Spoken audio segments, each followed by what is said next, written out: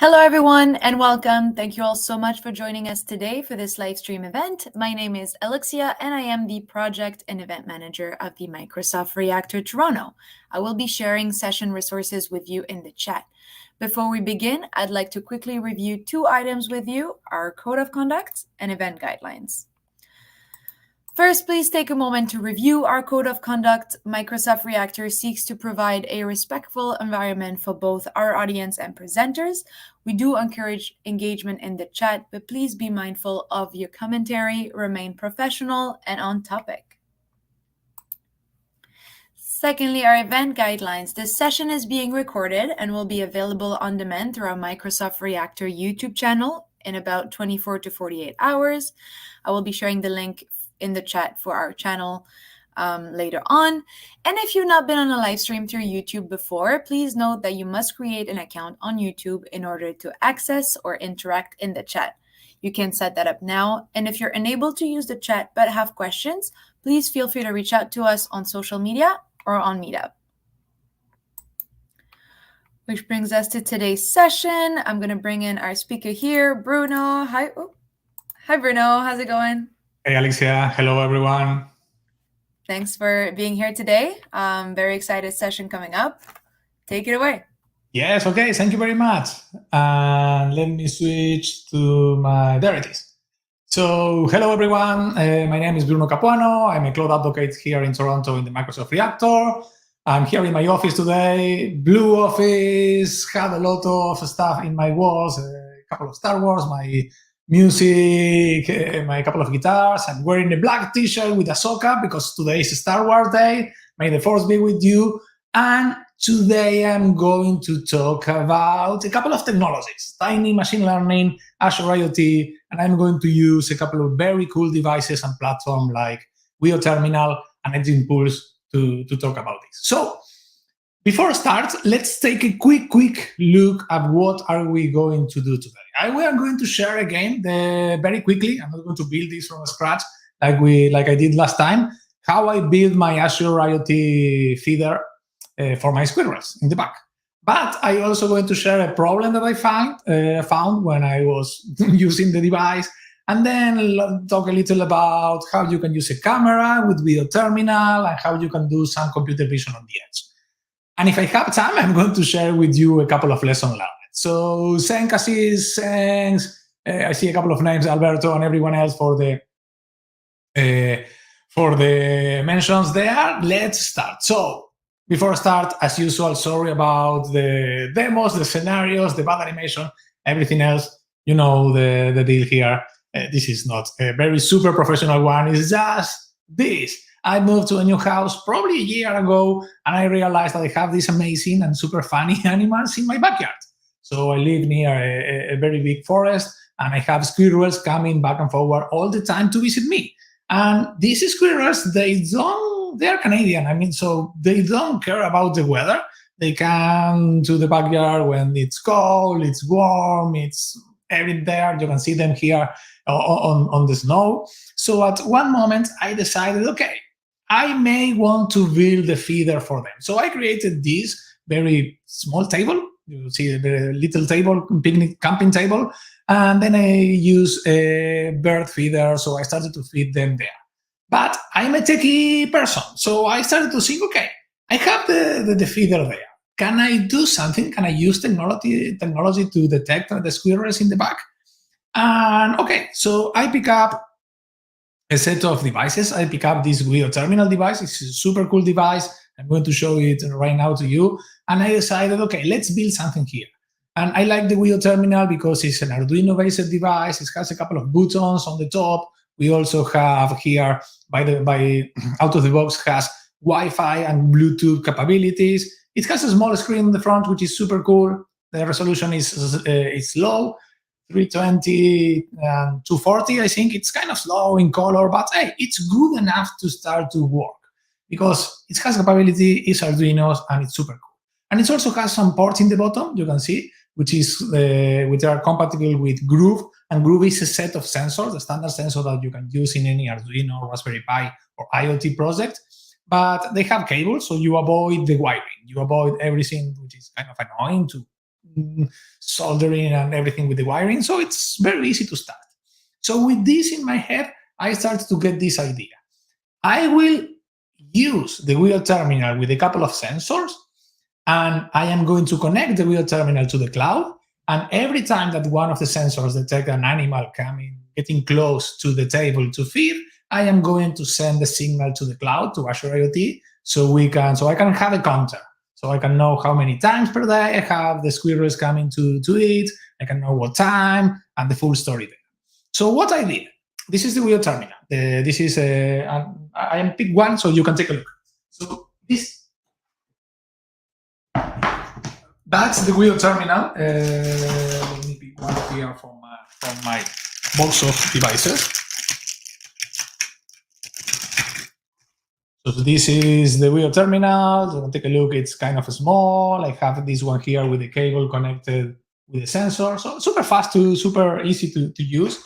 And what I did here is I started to work on the screen. So I use a couple of BMPs, bitmaps, and also images. I write a lot about this. I also have a full session. So I started to create something like it will show real time that is working, and with detected squirrels show an icon, then go back to the forest, something like this. And I decided to use also an ultrasonic range detector, which is basically a sensor that it will detect distance for you. And with this, I created this scenario connected there, a couple of lines of code that when you are close, you can see how it's changing. There it is, squirrel detected, super happy, super fun. So once I've done this, the next step okay, let's try to put it all together. So you can see here in the video it's running right now, I use this fluffy squirrel. This is my good friend here. And when the squirrel is detected, you can see there, hey, the squirrel is detected. So kind of working, that's nice. And I need to work on the feeder. I need to work on how can I use one of the motors, the servo motor in the feeder to feed the squirrels. So I put this all together, and hey, every time that I write a couple of lines of code that they will open a lid, the lid will release some food, and they will close the lid.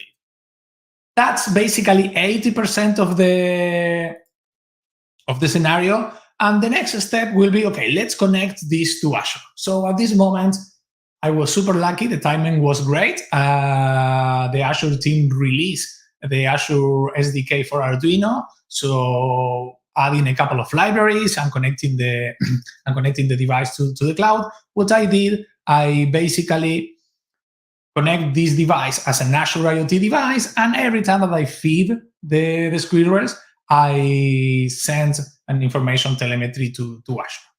And let's see how this works. It's better to see how this works. So I just share that everything that we need to, and I'm going to share the link in the chat. Everything that, if you want to build this, you can find everything here in this URL. This is a GitHub repo. So let me share this in the chat. Alexia is going to share to each one of the channels. And in this GitHub repo, you can see that have the full story here, have the hardware, ultrasonic, a couple of videos, how you can connect here, how you can run the sample, how you can test the sample, and hey, everything else that you need is already here. So if you want to build something like this, you probably need to find kind of a feeder similar to this one, putting all the pieces together, and you have it. And it's super cool, super fun. If we want to see how this works, what I can do, I have the feeder running in the back, and I have here kind of a mobile camera. This is a phone, so let me unlock the phone. There it is. I'm going to open this, the app, and what you are going to see in my screen right now is going to be my camera. So this is the camera of the phone. So this is my keyboard. This is you somewhere there. And I am going to point this here to the feeder. The feeder is off there, but it's going to use my internet connection. So let me share my screen here. Sorry, share my internet connection. And once it's started, we don't have any devices connected. I'm going to turn this on.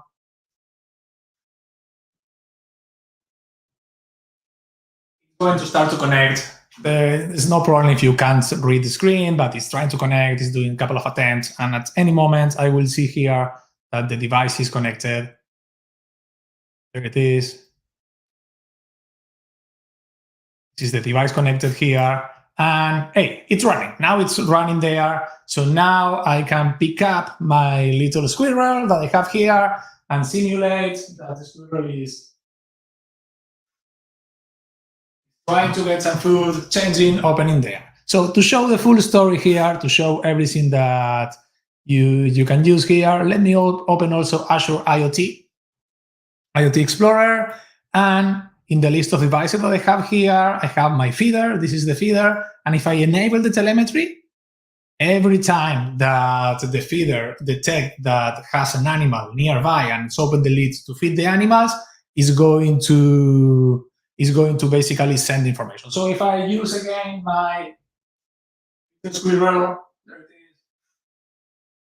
is, undetected, this. So we are going to see, it's going to take a couple of seconds, and we are going to see how the message starts to arrive here. So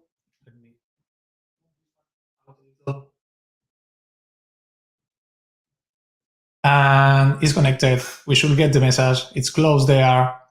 And Harold said if we can post the GitHub link. Yes, Alexia just did it. Thanks, Alexia. And in case someone wants to copy, it's aki.ms, and the short name is basically Azure IoT Squirrel Feeder GitHub.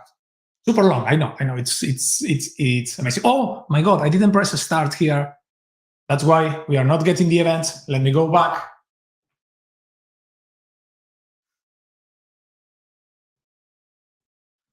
And now,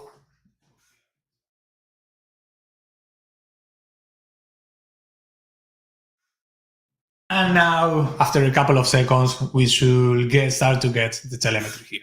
And remember, this device is a very small device. We start to get the telemetry here. This device is a very small device. It's connected. It's super powerful. And this is the message that we have. So in example, this is the action, animal detected. The animal is squirrel. I will tell you why this is hard-coded right now. This is not the animal detector. And I have a feeder counter. I have this information. I did a session where I also explained how we can put this info and save this info to a Cosmos DB, to an Excel file or whatever, and start to analyze this. So this is fun. This is super cool. But what's happened? What's happened is that as part of my story, when I started to realize what's happened, you can see here, that's my background. You can see a couple of squirrels eating there. But I also have a lot of animals coming here. And by the way, they are eating directly from the table because I didn't put the feeder there. It was snowing and electronics. But they have also little birds coming here, and even blue jays, robins, and hey, I have a lot of animals coming to my backyard to eat the feed. So this is the moment that I started to realize that I need to do something else. I need to create a different type of solutions. And I started to write a series of posts also that I am going to share the links later also here, where you can see how you can create a custom vision project, or a couple of computer vision projects, where you can use custom vision as a tool, Love or Azure Machine Learning, and then pick up the model that you create to recognize, in this case, squirrels or this is a space wolf from Warhammer, and make the real-time analysis. This was super fun, super cool, because at the end, what is happening here is that, hey, I just show you this one working with a squirrel, but if I pick up this amazing eagle that I have here, also super crappy eagle, and I use the eagle, is going to, again, say that we have detected the squirrel, and if we take a look at the logs, I don't know if this is the last one, yes.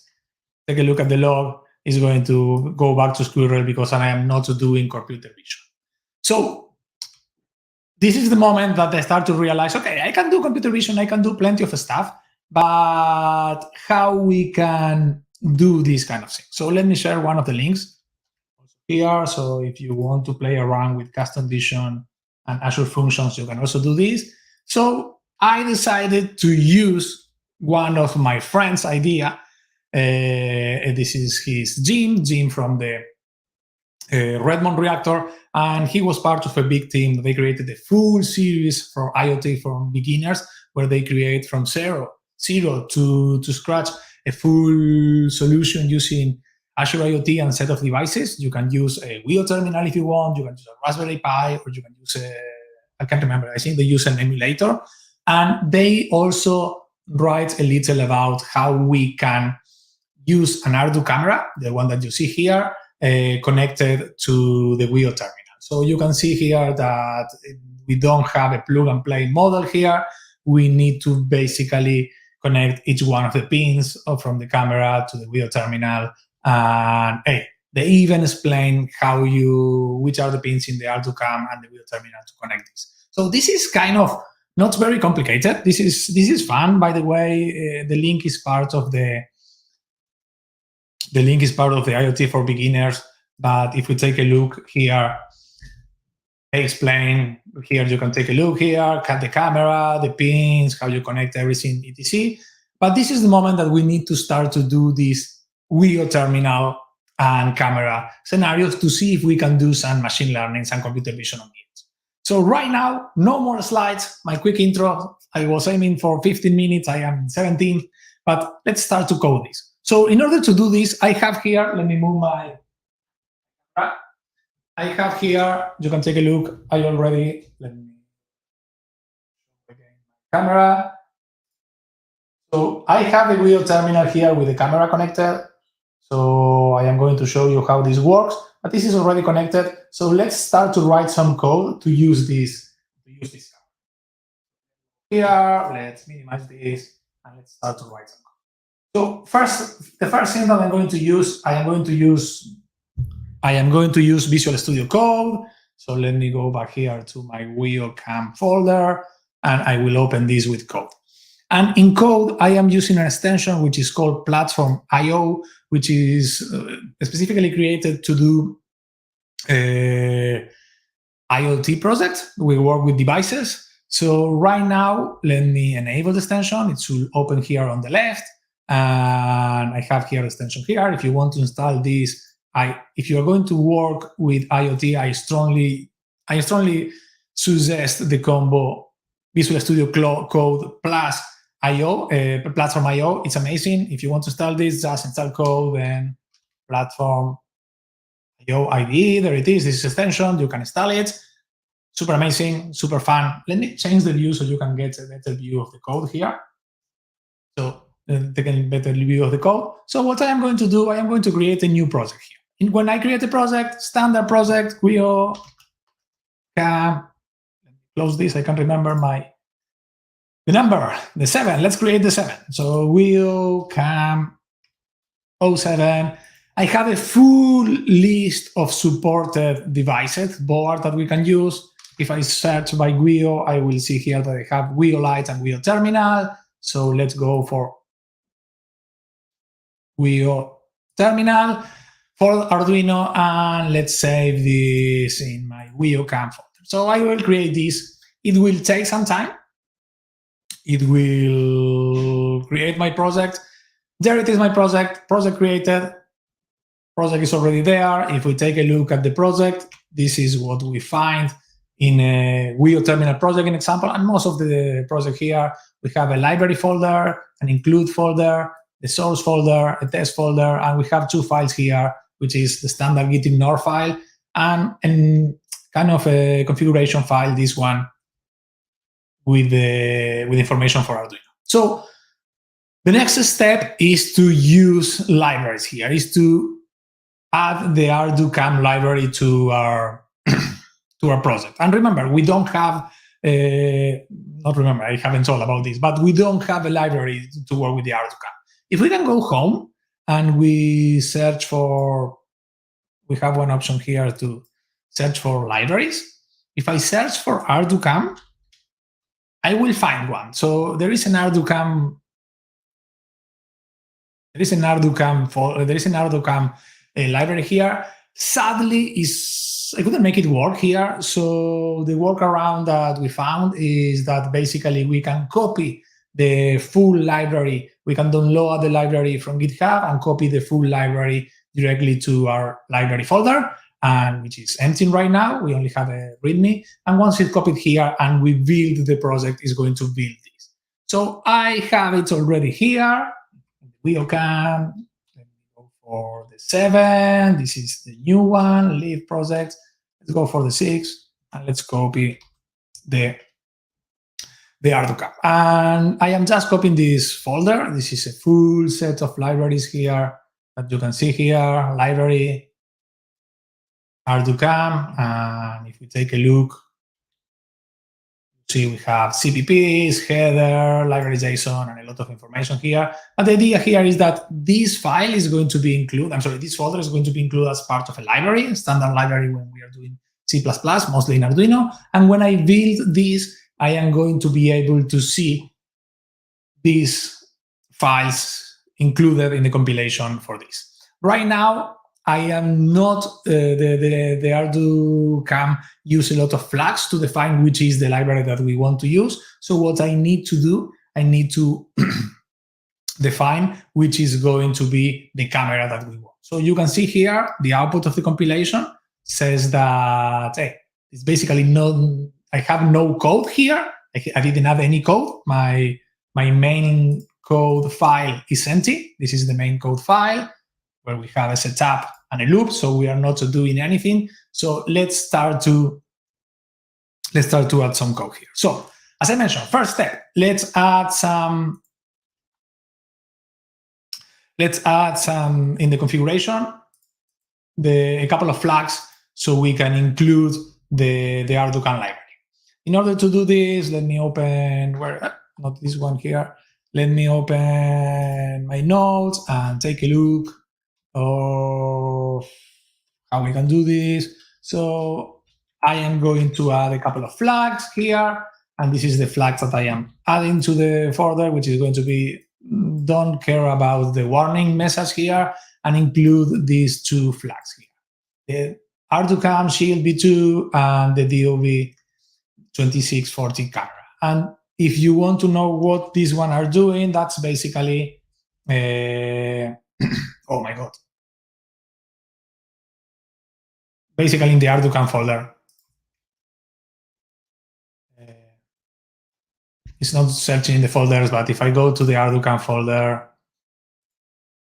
I open the Arduino, we will see here that there are a lot of libraries here, build flags. So if I enable Raspberry Pi, it will use this includes. If I don't enable this, it will use this other. So we have a couple of other stuff here that we are going to use.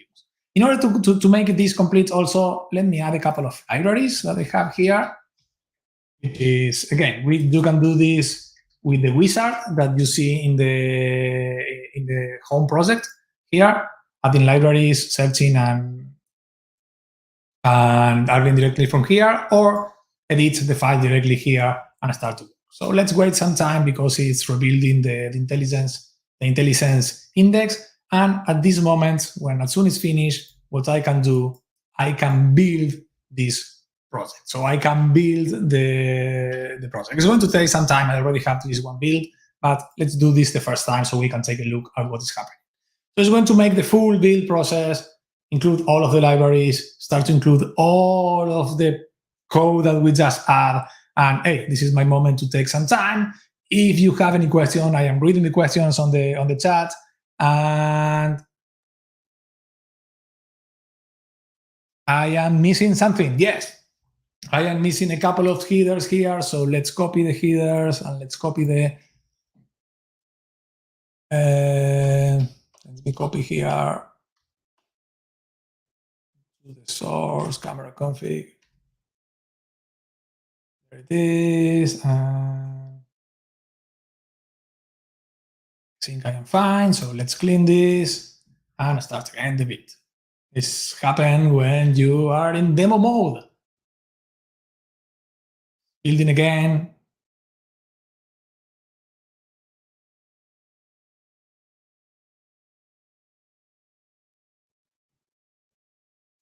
I am missing something, don't know what. So let's take a look at Wio Terminal. I have RPC, W, R2CAM, everything here. Main CPP is using Arduino, and what I am probably going to do, just in case, a couple of headers, do one more bit. Otherwise, I will go to the pre-packaged demo. This is what's happening when you have the demo, so you can take a look at the code here.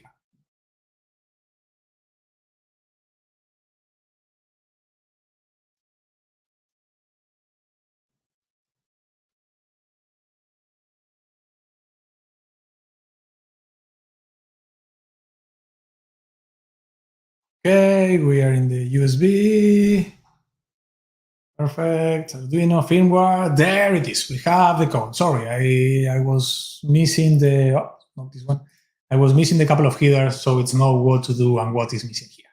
So I have here two files. I have the camera and I have the config. And the next step will be, okay, let's create a camera. And how we can create a camera? So it's super easy. We can include this. We can create this camera. The camera is going to be initialized to take photos with a GPS format, and this is the resolution. A super cool feature of Visual Studio Code. I can go to the definition here and take a look at the other available options. This is the option that I have. This is the different type of resolution. And hey, even here, I can do the same. Let me close this one. I can do the same with the GPS-Z and take a look that, hey, by default, we have BMP, GPZ, and RAW if we want to take a photo. So hey, we have here the camera.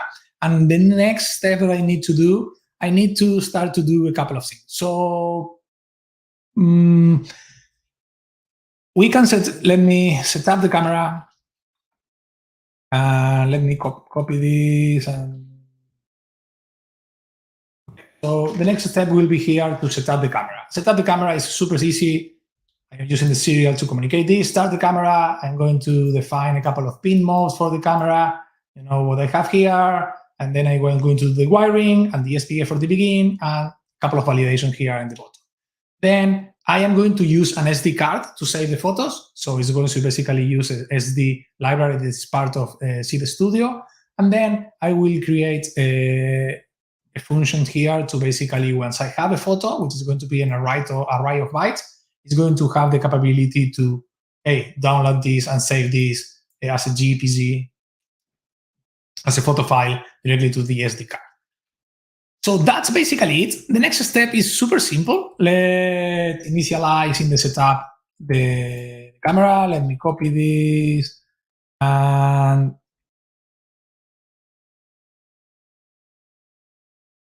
I am running more code here. Oh, sorry. Let's go back to the bottom. So I am not going to connect to the Wi-Fi. I am going not to need the TFT. And I'm going to do this setup, and then I am going to copy a couple of files, a couple of functions here that is going to do this. In the loop, while the application is working, when I press one of the buttons of the Wio Terminal, if the button is pressed, it's going to call the button press, and it's going to basically start to take a photo. So let me delete a couple of lines here. This is all extra and advanced demo for don't need this, I don't need this. Let's do the analysis later. So everything seems to be fine. Let's build this. And what I am going to do now, I am going to copy this into my Arduino. So there it is, it's on. I'm going to turn this on. And the way that it's going to work, and now I'm connected. If we take a look here, now we have code. So we have very low uses of the RAM and the flash for the device, but I can upload this to the device. And if I upload this to the device and upload the monitor, what it's going to do is going to flash my device, it's going to copy it's going to build again, create an image, flash the device, copy the new image, and hey, I can start to see how this is going to work. So its copy is there, it's connected, the camera done, the SD card setup is done, and I can press a button right now. So I am going to point let me put this one here. I am going to point the camera to myself. I'm going to press the button. The image was fine. The image was take a photo, so it's fine. And I can go back here. I can stop this and this. And if I turn off the device and take out the SD card, trimmed my nails yesterday, and that wasn't a very good idea. There it is, the SD card. And I take a look at the SD card. Let's see what we have here. So I copy the SD card, connected to my PC, and if I go here to my new volume, there is the photo. Oh my God, this is me. This is me just right now. And let's take a look at the, it's not going to have a date, but it's probably going to be good enough. Good details. So kind of, because it doesn't have a clock internally, it saves everything at the same time. But hey, this is me right now. Kind of cool to see that I am there. And if I continue press here, I can start to work with the photos. So going back to the scenario, what I want to do, I already have probably not the best one. And also I can, if I change here a couple of lines, I can get better resolution. I can get more stuff here. But hey, I am saving photos here to my Wio Terminal, and it's good enough. Oh, without nail, this is so difficult. There it is. It's good enough to work with this. So this is the moment to do the next step, which is, okay, how we can do computer vision, how we can detect if what we have is a squirrel or is a different type of animals running on a very small device. Remember that this is a very, very small device. So right now, I was using computer vision, which is a super cool tool from Microsoft. But computer vision give also the chance to export the model to Docker, to standard Onyx, and also to frozen TensorFlow. But there is a platform, and let me open the platform here, where I have it here. There it is. Here. So there is a platform, it's called Edge Impulse. And the idea here is that it's a platform that we can use to create projects to work mostly with devices. So let's do this reactor. Let's create a new project.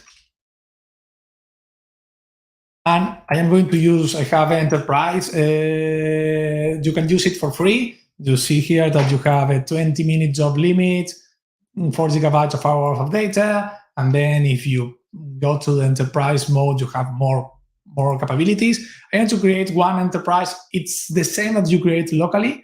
And here you can start to define your step of your impulse, how you're going to create your machine learning projects. So the first thing that you can do, if you want, you can connect directly devices. If you have devices that have some sensor and you want to work with this sensor data, you can connect directly here. There is a lot of information about how you can do this. Install a couple of agents, and you can, I don't know, if you have an accelerometer, you have accelerometer real time. If you have devices who has a sensor for smells or something like this, you can also use them. It's amazing. So with that, you can complete your data acquisition. And because I already have data, I have plenty of photos. What I am going to do, I am collect my data. And as I mentioned, there are several ways that we can do this. We can collect the data using supported board, using your phone, if you want to do the capture movement, audio images, your computer, or other device that is going to do the data forwarder, or you can upload the data. And there is also the option to integrate this with your cloud. I haven't tested this one, but if you want to upload the data, this is kind of a standard.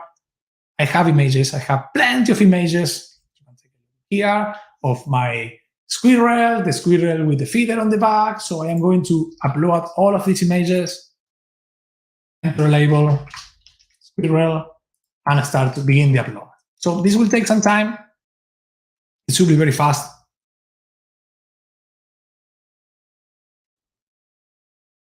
And once I have all of the images there, let's upload another one for another category, Space Wolf.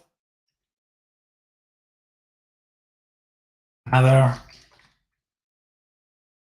Space Wolf. I went to the other label, begin the upload. So just to recap, I uploaded 50 photos from my squirrels. I am uploading now 50 photos, 50 images for my Space Wolf. By the way, the Space Wolf is this Warhammer little dude. I need to take 50 photos of my eagle so I can do squirrel or eagle just to do the demo. But hey, now that I have that, now that I have the squirrels and I have the Space Wolf, everything is done. I am going to go to the next step, which is this one. I already did the data acquisition, so let's design the impulse. I'm going to create the impulse.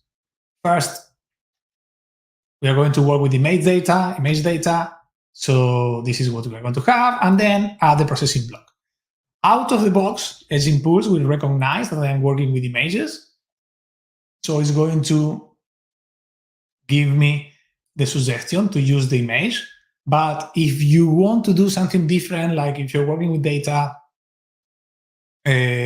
like temperature data, or you want to do something between blocks, you can also add external blocks, like flatten. This one is going to pick up your numbers and it's going to flatten this. If you're working with audio, they have modules to work with audio. There are plenty of stuff that you can do. I'm just going to work with image and then add a learning block. Again, learning block is super similar because it's understand I'm working with images. It's going to suggest me to use a transfer learning image. So I am going to add this one. And that's it. That's my impulse. That's everything that I need to know and I need to do here on the basic stuff. I can do a couple more other stuff, but this is the basic one.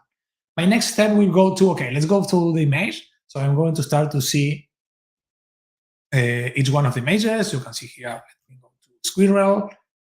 This is squirrel. I can see here how we have, and I am going to work with this in RVG. So once I save this parameter and I generate the features, Edge Impulse is going to start to create basically the feature generation, the features that I am going to need to train my model. This is going to be fast. This is going to work very, very fast. It's basically just defining how many files that I have. And by the way, automatically, Edge Impulse automatically pick up my 100 files and split between training and validation. And I just see here, let's wait until it's finished, that somehow I get 78 for training, which is kind of nice, and 39 and 39 for each one of the classes. And I'm guessing that is going to use 22 for the validation. So I have this one here complete, and then I can start to use the transfer learning, the transfer learning process. And the transfer learning process is where I start to do how many cycles that I want to do to train this model, which is the learning rate, which is validation sets. I have here two options to do data augmentation or how to balance data sets. And which is cool also here is that by default is going to use this neural network, the Mobilenet D01. And hey, this is kind of a nice neural network. It's kind of good enough, but I am working with very small devices. So if I want to use another one, I can delete this one and choose different models. And hey, let's take a look at what we have here. The first one that I have is Mobilenet V1. I have V1s and V2, which is cool. And I have here Mobilenet V1, which is 105.9 Ks of RAM.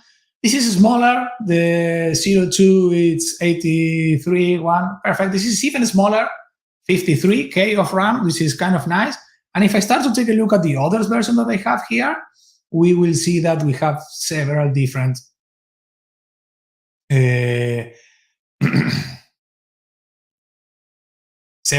options here. So if I move here, I will show it here. So let's switch to the smallest one. This is the one that I want to use, the 01, 52K and 101 ROM. So let's add this one. And once I have this, I can even also configure here how many neurons we want to have this. I'm going to go for 16 layer. And also I can define the dropout rate, which is basically when we train the model, which is the good one for the last layer. So I can define this. And I have the option here to switch to the training mode. So what I am going to see here, and hey, machine learning experts, you are going to be happy here. I am going to take a look at the full Jupyter notebook. Sorry, let's move this one to the side so you can take a look at the full Jupyter notebook that is going to run in the back to train this model.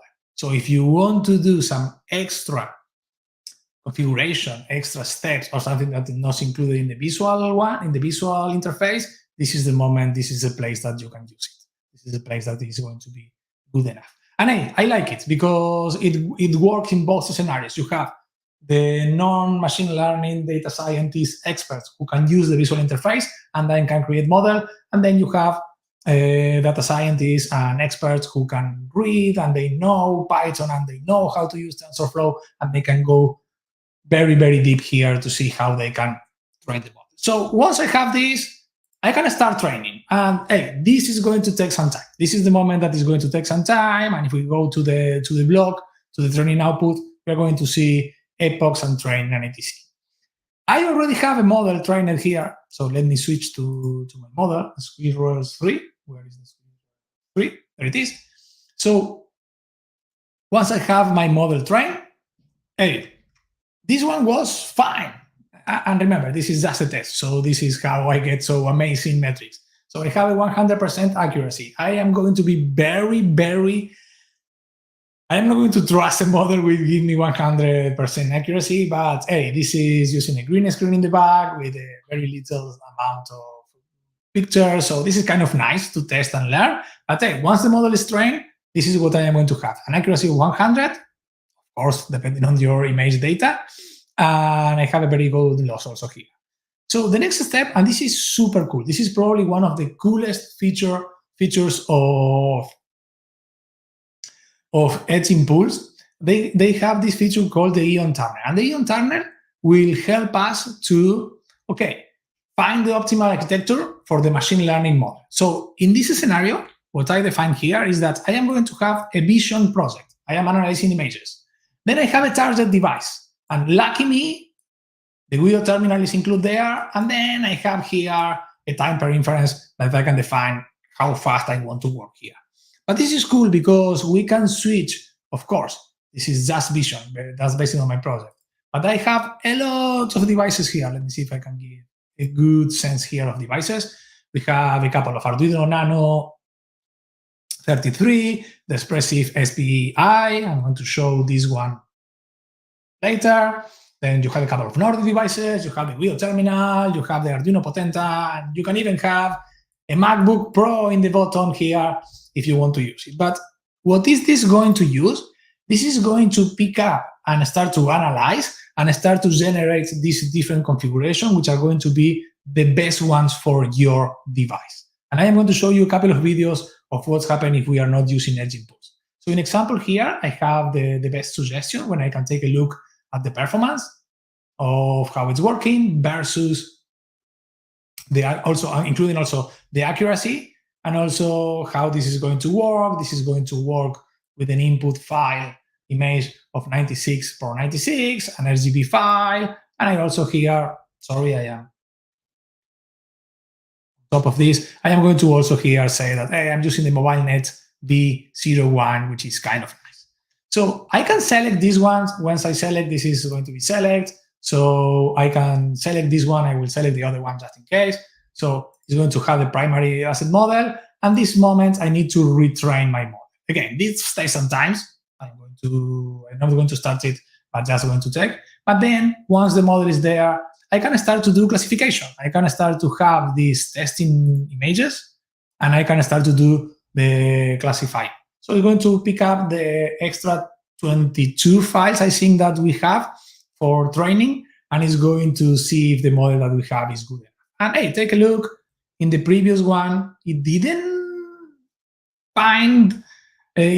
work great with these two files. I can even go here and move them, show the classification, move them to the training set, edit the expected outcome to see this is not what I expected. So I have a couple of things that I can do, but hey, I have this model, it's kind of working fine.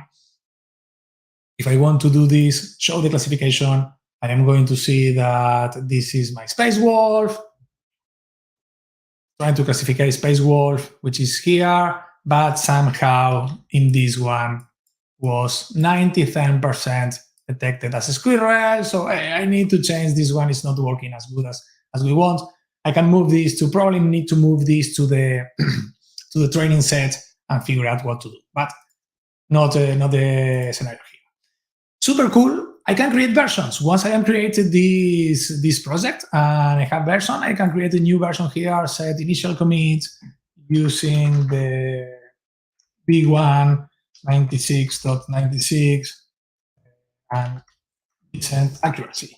So I can store this version, and this is going to basically pick up all of the pieces that I have here, the project version with the data and the data, the code and the output and the configuration, and it's going to save here this as one of the version. And then we get to the last part, which is let's export this and use this on the device. This is what we want to do. We want to do machine learning on the device. So now that the job is complete, I can go to deployment. Yes, the version is created. Perfect.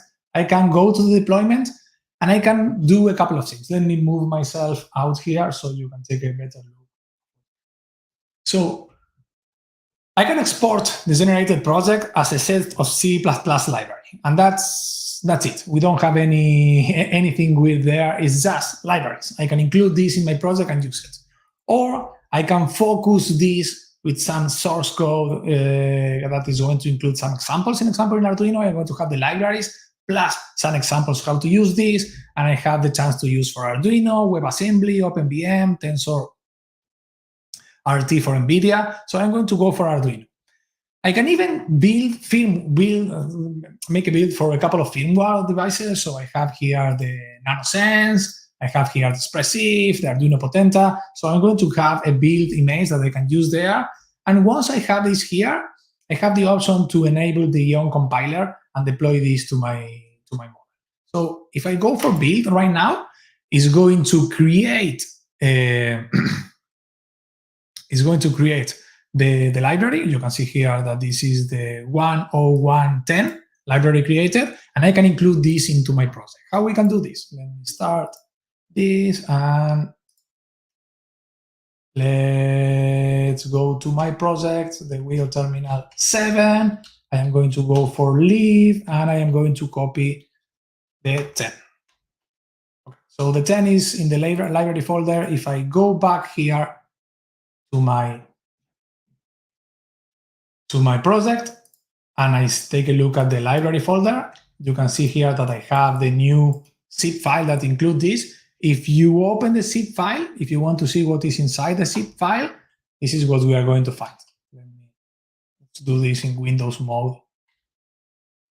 Sorry, I am so used to Total Commander that I forgot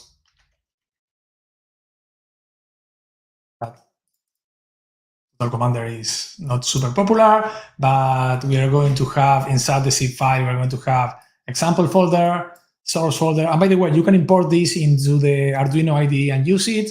And in the example folder, we are going to have examples for Nano, Bleed33, for the Potenta, or the static buffer. This is one that I want to use. I already have this included in my, and by the way, inside of inferencing, we can take a look, and we will have here the SDK from Edge Impulse, the parameters of this model, and the generated TensorFlow little model. So once I have this in my platform, what I need to do, I need to compile this. And in order to compile this in the platform ini file, I need to include this file.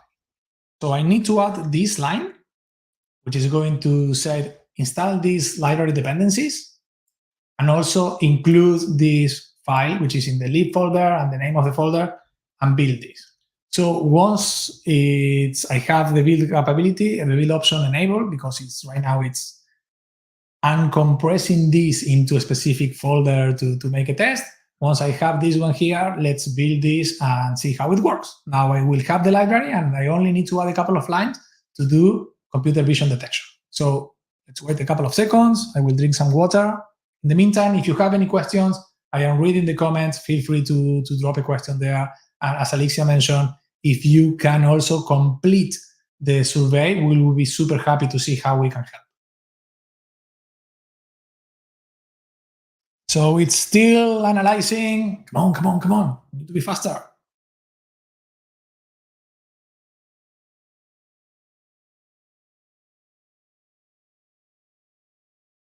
Give this some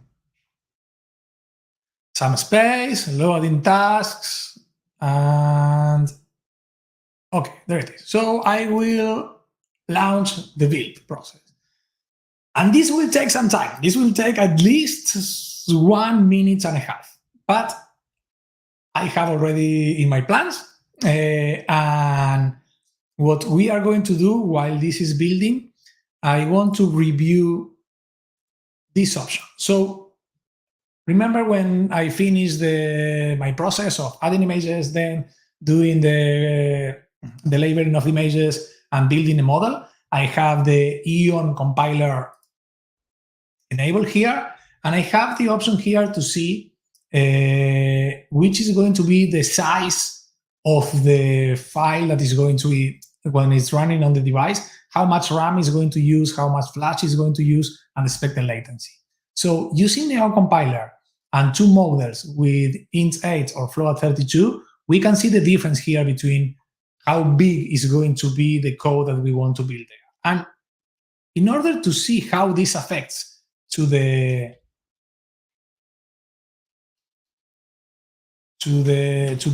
build, let me show you an example when I am using a big model. Let's open, this is a video that I created. I recorded with an overloading model. So let me see where the video is open. That's the problem of having too many monitors. You never know where this is going to start. This starts. Should start. Where are you? Again.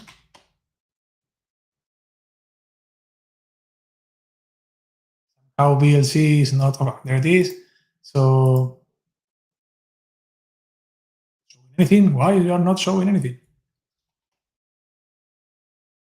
So there it is. So I am building this one. This is using a big file. So start the build. It's going to take at least 3-4 minutes. It's going 50x here, super speedy. And at the end, take a look at the message. It didn't work because the flash portion it's overflowed. So this model was too big. We can't even build this to fit into the firmware file to be copied into the device. On the other side, if I run this one, let's do this one. This is one with the right size, using the Eon compiler and selecting the correct parameters. So at the end, when it's finished, we can take a look here that, hey, even if we are using a machine learning model right now here, the RAM and the flash, they are big. So we are using 62% just to do this, but hey, it fits into the device. So I have this one here. Let me close the video file, go back to Visual Studio Code. We can take a look here.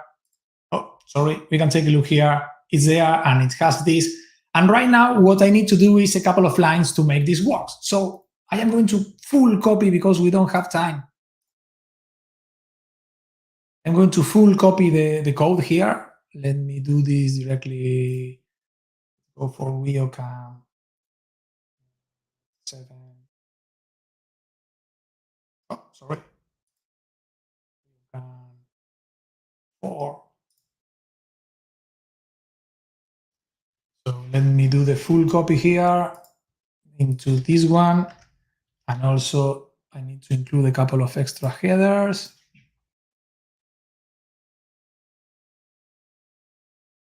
For source. This. So I'm going to build this again because I already built the first time. It's going to be faster.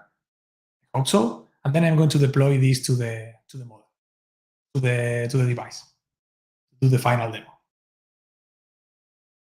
Building, release mode should be faster. While it's building, let me show you how this works. So the idea here is right now, when I take a photo, I am saving the photo to the SD card, and then I am converting the array, I am transforming the array to a new array of long files that float numbers that I need, that I am going to use this later to analyze to define this is a squirrel or a space wolf.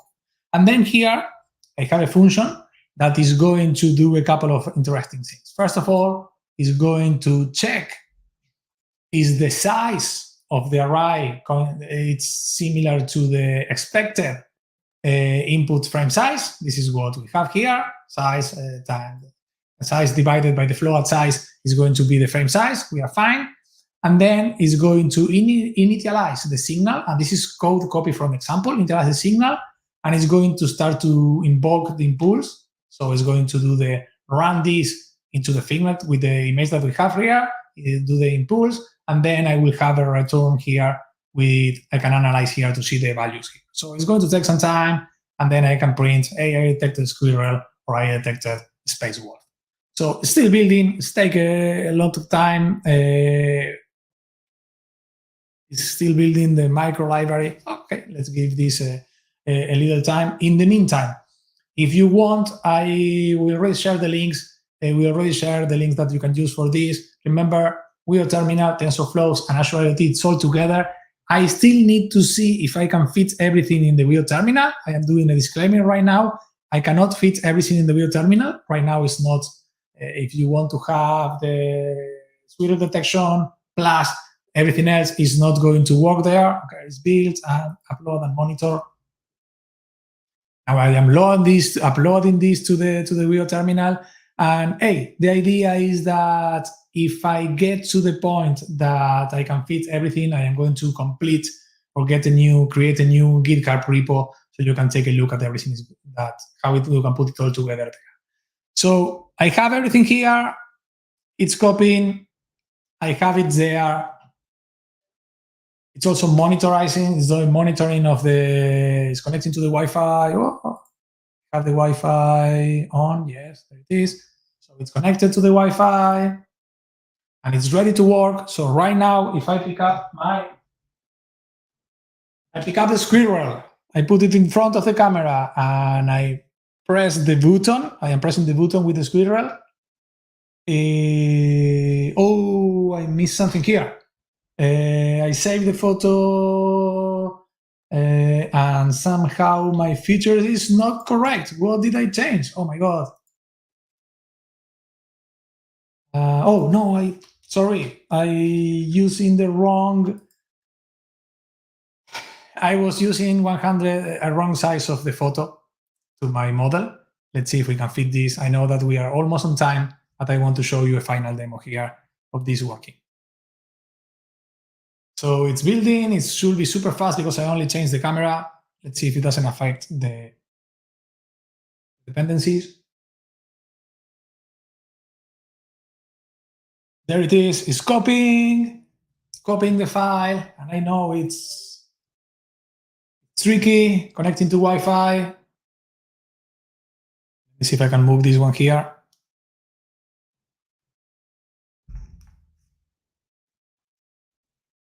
So I have it here, I have the camera on the back, it's ready to work.